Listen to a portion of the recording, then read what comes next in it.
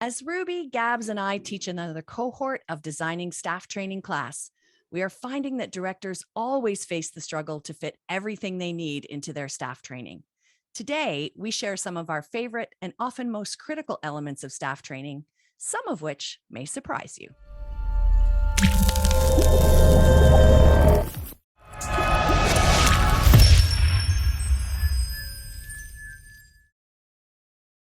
Do you ever feel like you're spending so much time at the office that you have no time left for camp?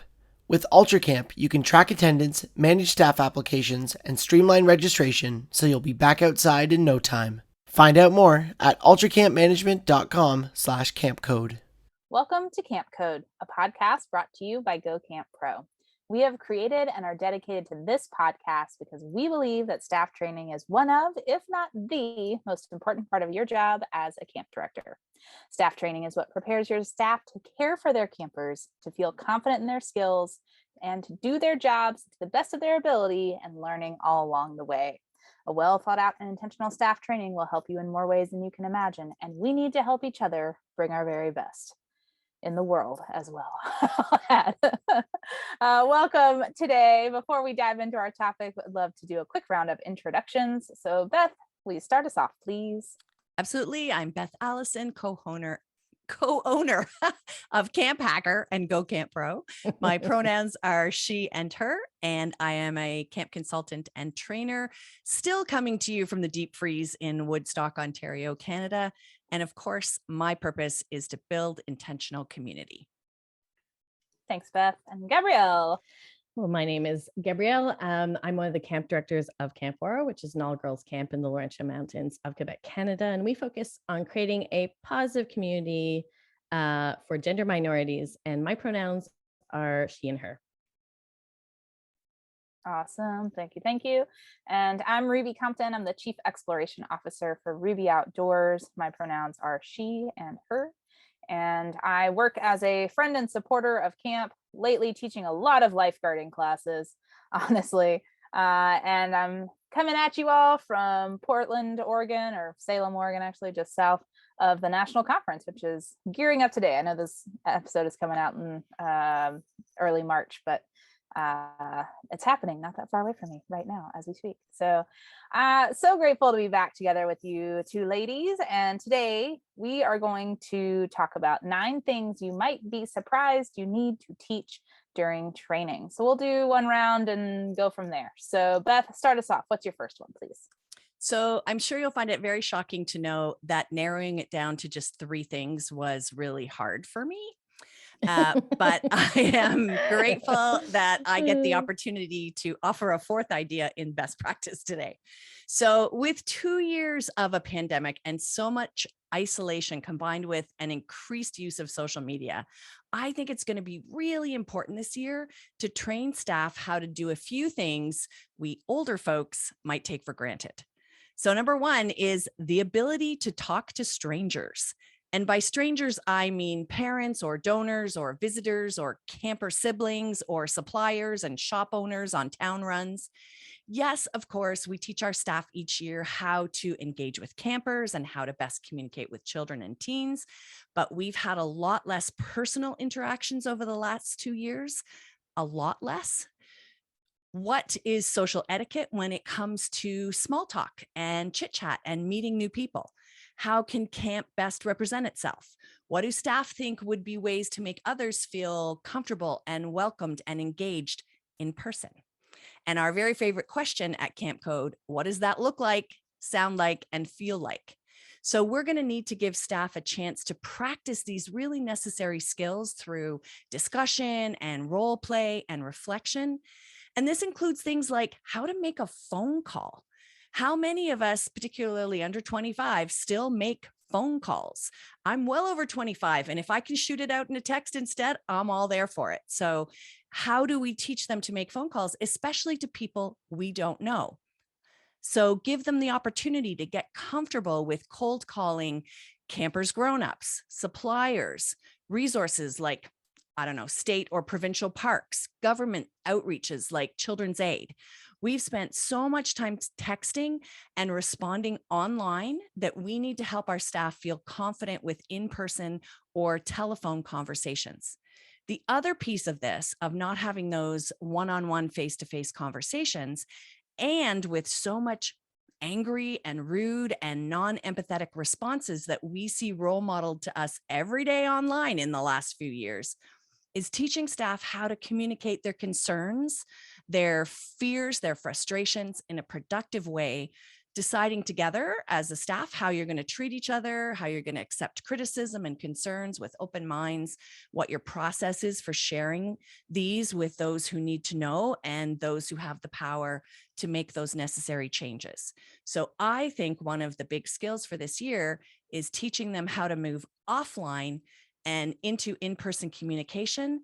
That's going to be key for a successful summer. So that's my first tip. Oh, Beth, that reminds me of when I used to call staff to set up an interview, and how often I would get the yeah when they answered the phone, and I'd be like, "Hey, this is Ruby. I'm calling from campus to have an interview." And they go, "Oh, hi." So I think your point is so spot on. That's awesome. At least they adjusted, though. Like, at least there was an adjustment piece. I say success, really. Yeah. It happened many times. I can't say it was just a one-off thing. Awesome. Thanks for starting us off, Beth. How about Absolutely. you, Gabrielle? What's your first one? For me, it's how to have a successful day off. I find that staff members they benefit from the structure of camp, even though they might complain or there's an adjustment period. The structure at camp does help with building community, knowing where quote unquote you belong. Of course, you belong everywhere, but just sort of the feeling of belonging.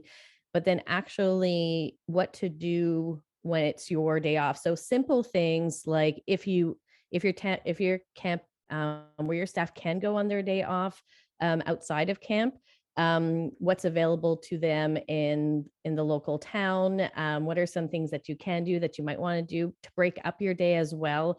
How do you get some rest, but also how do you build community? I think this is where it goes also to what you like to talk about, Ruby, a lot, is boundaries, where they feel they have to, for example, visit family, or they have to spend time with their friends. How do we set that up during staff training so people can get used to saying, during my downtime, I like to X, Y, and Z, and how can they have their friends help them with those type of things? This year, last summer, because of COVID, at first, our staff weren't allowed to leave camp. So we had to be on camp.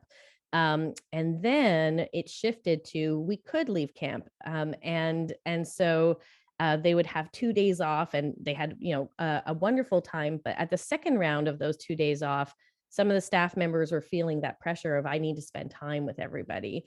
And then lastly, in our last week, this killed me. In our last week, we really worked our schedule around where we weren't supposed to necessarily have a day off, but we wanted everybody to have a day off, and they could leave camp or they could be on camp.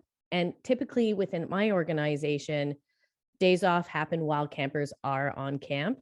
And there's some staff members that were like, no, thank you. We would rather to just not have days off then. If other people are working and I'm not comfortable with that.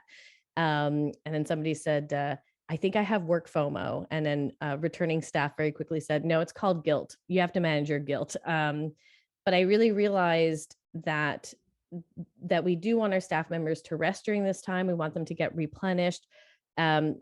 But I do feel like spending time with them and planning and helping them navigate their days off is important. And this year we'll even have with new staff members, we'll have returning staff members talking to new staff members about their days off and getting them to think ahead and plan. So how to have a happy day off.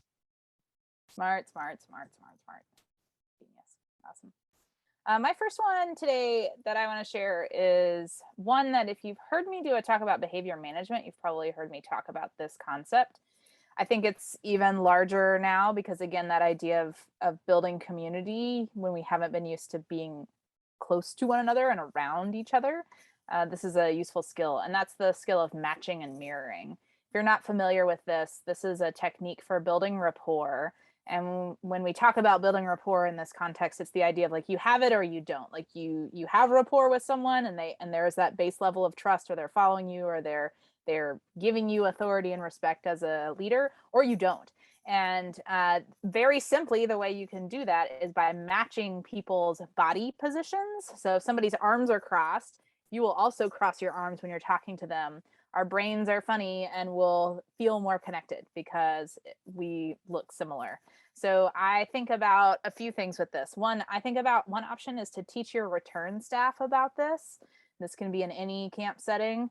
And then have them practice it for a few days, and then have one of them lead a session or talk about it and teach it to the new staff and be like, hey, we've been not playing this trick, but doing this thing to you. And it really is a Jedi mind trick. That's what I call it when I teach it. You can also think about matching their paraverbals, which is tone, volume, and speed. So it's that thing where if you're like, I'm really amped up about something, and I go, and somebody comes up to you and they go, you need to calm down. It almost makes you angrier. You're like, no, you don't get it, right? But if somebody comes up to you who's like, wow, it seems like you're really upset about something, let's take a seat over here, right? Just even that matching and then manipulating the energy to where you want it to go can go a long way. So it is kind of one of those things that once you teach it to folks, everybody's doing it to each other all the time, sometimes knowingly or not, and that can kind of mess with your head a bit.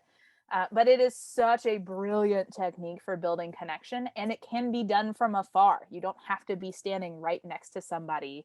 In fact, the way this was first taught to me was in an introductory circle, and we were sharing some, I don't know, series of information, like a whole bunch of things that we had to share as part of our intro. And the instructor was just matching our movements. And then he told us about it later. It was like, I know who's connected to me because I changed my movement and I see who matches me, and I know I've got them. They are locked into me as a leader and we're good to go. And I can see who's not matching me. Or I can see like this student is swaying back and forth and other students are swaying to match them. So that's a student leader that I need to get bought into my leadership. So it's fascinating stuff and such a useful skill. And I have found it especially helpful when I am feeling challenged with connecting with somebody, if I'm feeling like we're not on the same page, that if I will do some matching and mirroring, that instantly I will feel more connected to them. So it's a useful skill across the board. It sounds to me too like this would be a perfect type of session to teach, sort of like as an inception session where you're trying to help staff members connect to their campers and get them to practice matching and mirroring their campers, and also something that they can practice on each other, so that it doesn't seem like it's just like this is a tool that helps you connect with kids, and a lot of staff members are wondering, how do I connect with kids? And for me, I'm like, inception, let's get them to practice this with each other so they can do it with their campers. Yeah, I love absolutely. Absolutely. And I've generally taught that as a camper behavior management technique. Mhm. That's the way I learned it. But it is so funny how often I've run a session about it and had one group go off, and then I tell the other group, hey, I want you to match everything that they do, but don't tell them you're doing that. And they're like, that's going to be really obvious. And it's not. I mean, even as you're watching it from afar and you're seeing everybody do these like ridiculous motions because the person who's speaking is doing them, how often they don't perceive it. It's pretty amazing. So it really, again, feels like a Jedi mind trick. So there we go. All right, there's our first three. We're going to take a short break here from our sponsor, and then we'll come on back. If you are attending in-person conferences this spring, I want to encourage you to stop by and meet my friends at Ultra Camp and chat about their camp management software. Tell them you are a Camp Code listener and how much you appreciate their support of this show. They make regular releases possible. And did I mention that Ultra Camp is also offering a guide titled 5 Unique Ways to Connect with Campers Outside of Camp? We're just talking about camper connection. It's great. When you visit ultracampmanagement.com/campcode, you can download this free guide and find out more about Ultra Camp's powerful tools that put you in control of your information. Those tools allow you to automate your billing, create custom reports, manage your hiring process. That includes integrated background checks, communicate with your customers and donors, and add in the efficiency of automation so that you have a platform that you can put to work for you. Ultra Camp's goal is to provide resources so that their clients can spend more time in camp doing what they do best. If all of this doesn't sound like your registration software, don't you think it should? Visit their website, ultracampmanagement.com/camp code, and set up a time to chat. They look forward to meeting you. And we are back. Okay, continuing with 9 things you need to be teaching your staff this summer at camp. Beth, what's your next one, please? Teaching staff life skills is one of the most beneficial uses of training time. It will not only teach them to problem solve issues for themselves, thus giving them confidence and a thirst for learning new things, but it'll also remove a number of small headaches from your plate this summer and may even save you money doing it. Offer time during training to teach the use of basic tools that you use for repair. So things like wrenches or the different types of screwdrivers, all those kinds of things. It might be a really fun session for your maintenance staff to run, for people to get to know them and for them to feel a part of your community. It's also a great way to introduce your safety rules. Here's what you're allowed to fix on your own. Here's what you need to let the maintenance staff handle. Here's when you need to go straight to the director with a concern. Here are the tools that you may not borrow or use without permission or maybe ever because you need to be certified and so on. So teach your staff not only how to plunge a toilet, because we've all had to do that, but also how to turn the water off. Where are those pipes and taps located for each of the main buildings? Teach them how to use a fire extinguisher, change a battery in a smoke detector, how to change a flat tire if they're ever on a town run or driving campers off site. More and more these days, I find that kids are growing up not learning these skills at home, with parents thinking that it's often the grown-ups who take care of them. So many will come to camp ill-equipped to handle some of those necessary life skills. I would even go so far as to teach some basic sewing skills. Yes, camp clothing can be fixed without the use of duct tape. Make a list with the help of your veteran people of all of the necessary skills staff may need this summer. And then you can either run a fun fair for a few hours where they can teach one another, or you can intersperse them throughout training to be sure that they're getting some experience in problem solving and actually fixing things. So that's my number 2. Genius. Yeah, if I was a director, I'd be doing that in a heartbeat. That's awesome. Love that too. All right, Gabrielle, you have another one for us? I'll go with the life skills. I'll continue off of that. For me, laundry is a big one. It's so funny because it's like I sometimes I remember things to teach, and then sometimes I'm like, oh, they all know this, because I think it's because we taught them for so many years that now everybody just gets good at it, and it's sort of passed on knowledge. Laundry is huge. I keep coming back to every like 3 or 4 years. I'm like, oh, dang, I should be teaching them how to do laundry, how much to put in a washing machine. Just even the socks piece, emptying out your pockets, like that, hanging things up, how actually wonderful that is. I also find it just a nice time to spend time with my staff, like to just have a conversation and talk about their clothes. And do you have clothes just for camp? Do you have city clothes and camp clothes? Is that all mixed together? Are you into slow fashion, et cetera, et cetera? So I find it just a nice time. But it also, if you have laundry machines within your organization, we do. And we don't let people usually use the laundry services. We'll do the laundry for them. However, on certain occasions, this is where I find it, I'm saying like, hey, come with me. Have you ever done laundry before? I'll show you how to do it. This is how the camp laundry works, So I just find it a really nice thing. And they always are grateful for it. And you avoid things like A, using too much soap, B, having it all over the laundry room floor, the lint dryer never being emptied. That one. Just they have stuff in there for hours and hours, and they haven't come back to take it out because they're, off with kids. But at the same time, they've overloaded the dryer with stuff. It's never going to dry because every piece of clothing they own is all in there at once. So even giving them a chance, I think, to like set up, do you have a laundry buddy? Because at our camp, they did their own laundry. We provided the soap and, the dryer sheets or whatever was needed, dryer balls and things. And, they would have laundry partners so that they would kind of work together to get laundry done. And, always make sure you have a pair of clean underwear, all those kinds of things. But it's funny how some of them come with absolutely no idea how to do that, how much soap to put in or any of that. So it's a quick lesson and it can be taught in a fun way.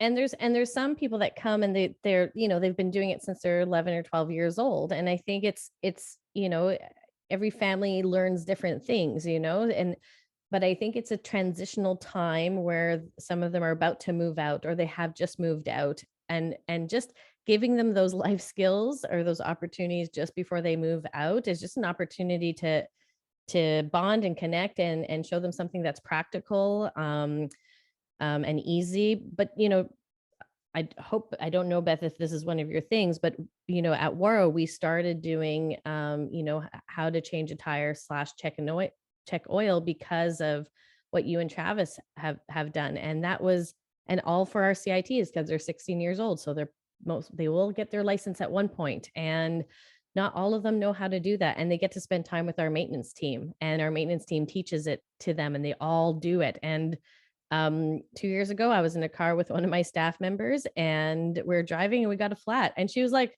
I know what to do. And I was like, yeah, you do. So it's just these type of things. I find it just gives us this little extra time with them. And it goes a long way, and it's great conversations during those lessons. I love it. All right. My next one is silence is okay. That's right. That was an intentional pause right there. How uncomfortable did you just get with that silence? I just thought you had muted. I thought you accidentally remuted yourself. Like, you're frozen. No. We need to get comfortable with silence, and we live in a world where more and more there's an opportunity to always have a video playing or music or earbuds in, and just being comfortable with silence is a critical skill. I think it is critical all around, especially for overnight camp, when you can't just be go all the time. Like, there has to be some quiet time. And I think it's true also for staff members in general, is that they just have to turn everything off sometimes. And I remember a book I read in middle school for school, where it talked about these two friends were sitting in silence, and that was kind of the true marker of friendship, when you get to a place where you can sit in silence and it's not super awkward. And I've thought about that ever since middle school. I'm like, is this a friendship that's at that point already? Yay. Okay, good. And I think that's something we need to remind staff about, have them practice. And absolutely, we want them engaging with campers and being with them and talking with them and sparking fun stuff. But we also need to encourage them to let things sit as well. So I think it's a skill to practice. I think just even stating like silence is okay at camp. It's not something to be avoided. And I think that takes some of the pressure off too of staff who are like, I have to be doing something all the time and like super counselor, and the reality is like, no, it's okay to just walk alongside a camper and just watch and let the camper cue a conversation or something cool. And if nothing really gets cued, then that's okay. You can start a conversation, but just don't feel like you always have to be on the leading edge of that and creating noise. Love That's that. my next one. Yeah. Awesome. Beth, I think we have one more from you. If you are running an overnight camp, one of the skills I think would be incredibly useful is to teach staff how to remember and therefore pay some attention to a life outside of camp this summer. Of all of my non-camp friends and family, this was always a concern of theirs each year. They would tell me that I would disappear for months every year and they would never know how I was doing or if I was okay. Taking time during training to talk about how this may feel from both sides of that equation and what your staff can put into place now to help it be successful, like front loading to loved ones, their hours off or their time off, that they may not hear from them daily, but they still love them, that their workday does not permit them to have their cell phones with them at all times, so they're not responding in real time. All of these kinds of things can go a long way to create some understanding. I think it would also be great to allow for some discussion, either in large or small groups, to talk about how it might feel to be missing some of these events in people's lives who are not at camp, and what to do when we feel guilty or our mother makes us feel guilty for not attending a family event, even though we told them that we weren't able to do it. Should we take this job? And this is what it would mean. In training one year, we decided to have staff create their own calendars of important dates that would be coming up during their time at camp. So on their calendars, they had things, they all had like Mother's Day or Father's Day for our spring and our outdoor center staff. Maybe they had their grandparents' big anniversary or their sister's graduation, their dates to choose school courses for next year, and so on. And then we had them hang their calendars in the staff lounge. And each week when we were in meeting, we reminded them to take a look at their week ahead to ensure that they were then sending out a card or blocking off time for a phone call, and so on.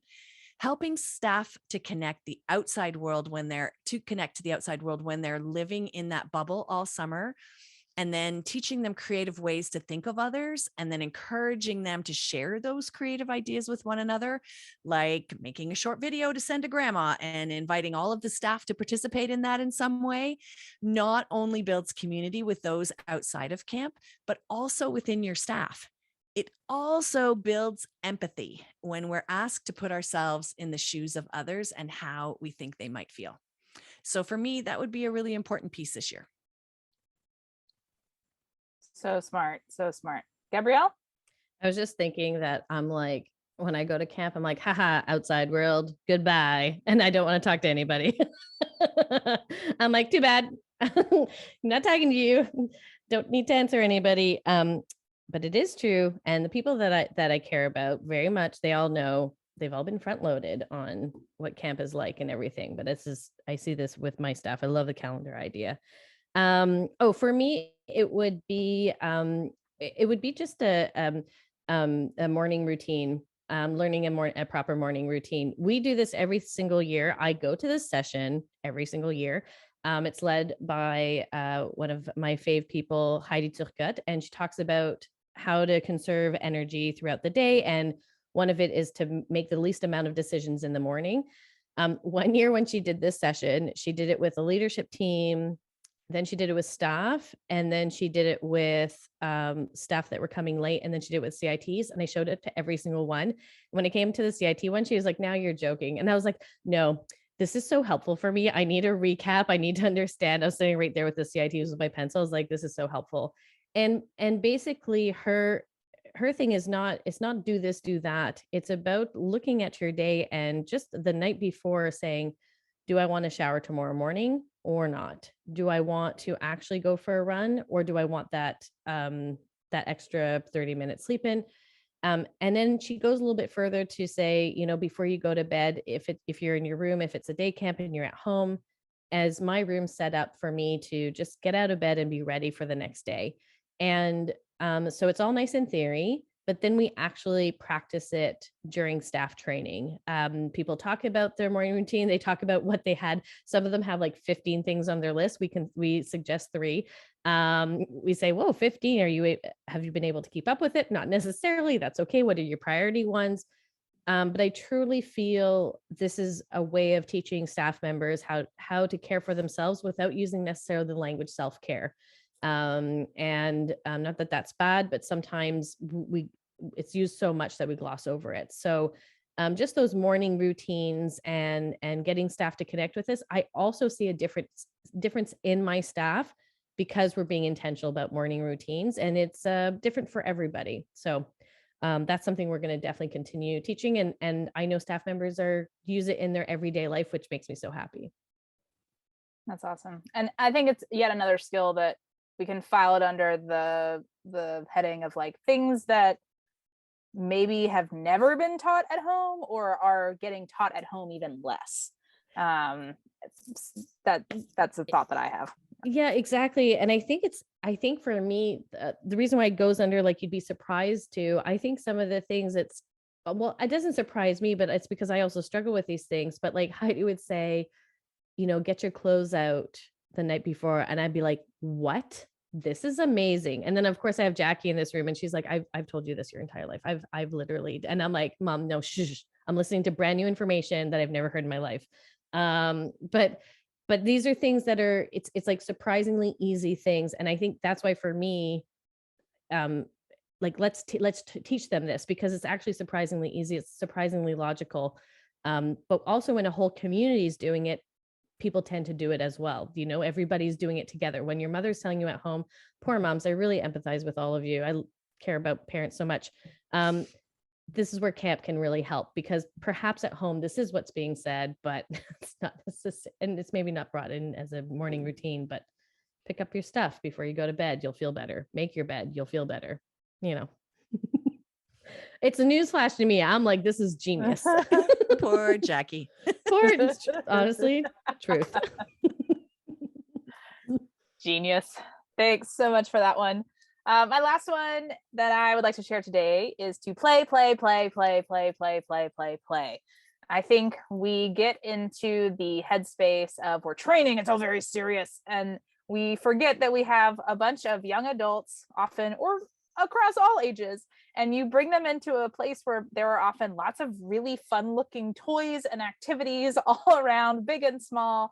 And then we're like, we're going to sit you in a room and talk about stuff, which is important. I like talking about stuff, but you cannot ignore the fact that if you have a bunch of fun things around, you need to let your staff do those fun things. So even if you're in a school and you have a maker's lab or a Lego build lab, like make sure you give your staff some time to play with those things.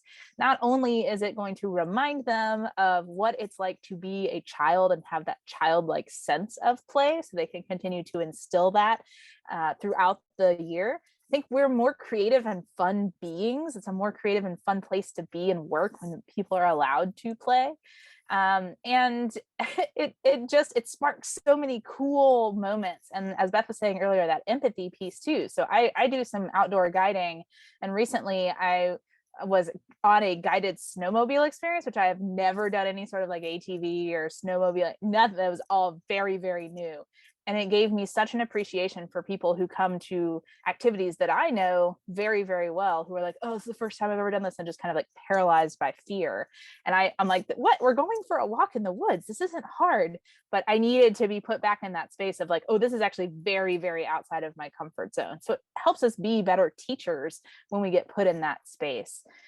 So don't forget about being playful. There's obviously a time for being serious and a time for being playful. And that's a skill that your staff need to practice as well during training, is learning how to walk that line. And I used to very simply say to my campers or to my students at the outdoor ed program, like, there are times when we're going to be silly and there's times when we're going to be serious. And as long as we can be serious when we need to be serious, we will be silly when we need to be silly. And again, I think that's a skill that can be practiced, is how do you find that line, and how do you find those different tones of voices, and how do you show and cue, like, this is a playful time versus this is a serious time. That's something you need to model as a director, and something your staff need to practice over and over and over again during training. Cool. Any other last comments before we move on? That was a great place to wrap up, I think. Woohoo! Like being playful. It's the good stuff. Yeah. All right. So much through play. Yeah, so much. All right. Well, Gabrielle, I think it is time for the recap. Were we in harmony? Probably. Probably, yes. Hey, remember when your parents told you not to talk to strangers? Not according to Beth. All staff members should learn how to talk to strangers. This is a skill set, honestly, especially when you're working at camp. You're going to be meeting so many different people, and just feeling calm and have ease when you're talking to strangers is so, so important. Speaking about great mom skills, hey, have you ever tried a morning routine? Teach your staff to do so. You'll be surprised how many people don't know that making your bed is going to be great for you, having a glass of water, maybe even writing a couple of morning journal notes. These might be things for your staff, and it could be totally customizable for your staff. And trust me, it's worked for me, it's worked for my staff. And when we're talking about staff and work, my goodness, I've never thought of this before, but we do bring our staff into a wonderland of fun. And we say, okay, get your books out and let's start working. And guess what? We're going to talk about emergency procedures, and it's possible that children might die.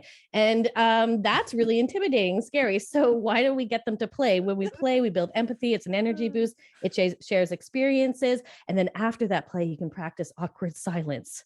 It's okay for that awkward silence to happen. Of course it is. That's just building confidence within your team. And when we're talking about confidence, let's look at life skills. Beth is suggesting tools and sewing, and I couldn't agree more with her, because guess what? You can slip in a little session of a please don't, please do at our organization. So it's telling staff members, hey, these are things that we're going to do for you and help you with, but also we would like you to change a light bulb. Please change a bleeping light bulb. And while we're changing the light bulb, show your support by matching the behavior of that person that is changing that light bulb. I've never thought of this before, but one way to connect with people is definitely matching their body language, matching their energy, especially if it's positive. It just sort of tends to bring people together. And lastly, let's look at life on the outside. Set expectations. Beth didn't use the front load word, but I certainly heard it in this language. Front load to your family and friends, and teach staff members to front load what the expectations of their cell phone usage, how they can communicate, but also help and remind your staff members to reach out to their loved ones. And remember, when you're teaching these lessons, you might say, how do I do this? Go back to the camp code old trick of what does it look like? What does it sound like? And what does it feel like? And that is our recap for today. That was beautiful. Thanks for tying all that together. That was awesome. We would love for you to get involved with the podcast. And so you can do that by telling us your thoughts on this episode by using the hashtag camp code. You can tell us what topics you'd like for us to discuss, any guests you recommend we have on the show, what great leadership training tips you have to share. We'd love to hear from you. We are all about sharing in this industry. And just a side note, today's topic was a listener suggested topic, so we really do listen to them. So please share those with us. Thanks for sending that in. Indeed. Also, if you found this podcast to be useful, please leave a rating and review for us in your podcasting app of choice. Your feedback really helps keep the show going. If you would like to be in touch, here's how you can reach us. Beth? You can email me directly at beth@gocamp.pro, and I'm on Twitter @Topaz. Gabrielle? You can get in touch with me at info@waro.com. Waro spelled OUAREAU.com. Or you can follow me /DM me at Gabrielle Rail on Instagram, and Rail takes 2 L's. And you can find me Ruby at rubyoutdoors.com, at Ruby Outdoors on Instagram. And you can also find me on Twitter at RubyLynn85. For our next podcast, we will be talking about what you can do right now to prepare for staff training. That's right. In March, what can you be doing to take away the night sweats when it gets where you're getting closer to staff training time? But I know many of us experience. All right. Our final segment on each podcast is a best practice for leadership training. And we would love to hear some of your most memorable moments or most effective tips. You can tell us what they are using that hashtag camp code. And today, Beth has our best practice. One of the things that we often forget to teach during leadership training is that staff need to know what to do offsite as much as on-site during our summer programs. So many of us go over our expectations of staff's behavior on days off. So we used to put our staff in small groups and ask them to come up with all the ways that they can represent camp well and make a positive difference in the world in their interactions with the folks in the village that camp resides in, as well as the larger towns that they travel to on days off. One of my favorite things as a camp director was to get phone calls from store owners or cottagers on a Sunday afternoon. And they would tell me how impressed they were, how kind and thoughtful and respectful my staff were on their day off on Saturday, and that they were so delighted to see this in young adults as they sometimes didn't. Our camp is situated in an area with over 60 camps within 60 miles. So these small towns were often overrun with camp staff on days off, and not all of them had been set up to be successful in town. So that was totally worth front loading every year. But what we discovered was just as important to teach our staff was what to do if they ran into trouble on a day off. Our camp is up in cottage country in central Ontario. The vast majority of the staff were nowhere near home or people that they knew, and so needed to be able to rely on one another should something happen on a day off. We began doing this long before the days of great cell coverage up there, and actually even before all of our staff had cell phones. But this is equally important today. We had, back in the day, business cards printed up that we gave out to our staff with all of the necessary emergency contact info on it. Camp's phone number, because keep in mind, most people don't memorize phone numbers anymore. Our personal cell phones, camp's address and emergency rural route number, and anything else that was pertinent to our camp. In today's day and age, obviously, you can simply have them add this information to their cell phones during training, but we had them put their business-sized cards into their wallets. So this, combined with instructions of who to call and in what order, helped alleviate any big issues. For example, here's who to call if you get a flat tire. And our local garage's number was on their little business card. Here's what to do if you're in a car accident. Here's who to call first if it's serious, and so on. So making sure that they know that they're supported 24/7, especially for sleepaway camps that are far from home, is key to taking the best care of your people and helping them to have the most positive experience. And by setting them up right, you're also teaching them how to do these sorts of things with their campers, their future employees, and maybe even their own future children. So set them up right and let them know what to do if they get in trouble on a day off. So smart. Thanks so much for sharing that one. And I want to thank all of you all for listening today. And Camp Code is part of the Go Camp Pro podcast network. You can check out all of our other podcasts at gocamp.pro/podcast. There are some amazing people with some sage advice. So go look them up and give them a listen. And today I want to invite you to jump over and check out the First Class Counselor podcast. That is hosted by executive producer of podcasts here at Go Camp Pro, Matt Wilfred, and all-around kindest friend on the block, Oliver Grogan. This podcast is actually not for you, the camp director, but it's for your frontline staff. Matt and Oliver offer some really smart tips and tricks and practical advice for your frontline staffers. And spoiler alert, most recently, our very own Gabrielle Rael joined Tiff Grattan McDuffie to discuss how to ace an interview. So that's a cool one you could send out as a resource or share with your CITs. I also really appreciated episode 47, how they talked about how to take campers on trips and overnights, and some smart stuff was shared there. So in classic Camp Code style, what if you sent the First Class Counselors podcast feed to your leadership team members and had them pick out a few episodes for their frontline staff to listen to before summer? Ha!